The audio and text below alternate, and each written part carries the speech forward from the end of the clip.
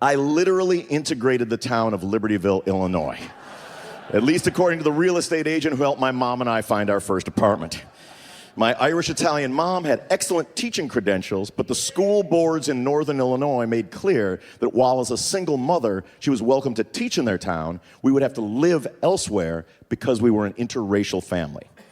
I was the interracial part, as my dad is from Kenya. Libertyville, however, was willing to give her a shot, but with the caveat that the residents of the apartment complex across the street from the school approved. Our helpful real estate agent assured the neighbors that this was no ordinary one-year-old Negro child entering their building, but rather an exotic African princeling. This false rumor haunted me throughout my youth, but it did allow my mom and I a toehold among the locals. The ruse worked until I was old enough to date their daughters. And then every Midwestern dad in sight could have cared less if I was the king of Egypt. There was no way I was going to cross the welcome mat on homecoming night. My political education began not from reading Chomsky or Zinn, but rather on the playground at age 5. In daycare, there was this much older kid who every day would attack me and call me all the names you might imagine one might call the only black kid in town. So I'd go home sad, and one day my mom says, "What's wrong?" "Well, there's this kid at daycare, N-wording me, hits me a lot." She said, "Well, I'll tell you what we're going to do." I thought, okay, great. Mama Bear is going to solve this. She's going to go down there and sort it out. Then she tells me about a fellow by the name of Malcolm X. And I'm like, "Mom, I'm 5.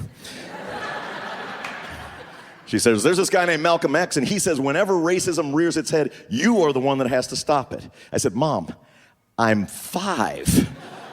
And she said, "Well, this is what you're going to do tomorrow." She took my little brown hand, she curled it into a little brown fist, and kind of swung it through the air like a punch, and said, "This is what you're going to do tomorrow."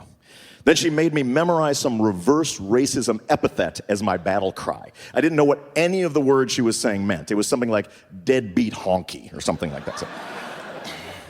So the next day I go into daycare and this huge kid is on me and is triple N-wording me and attacking me. But today, for the first time, I started to fight back to the best of my ability, shouting, "Take that, you heat bat donkey!"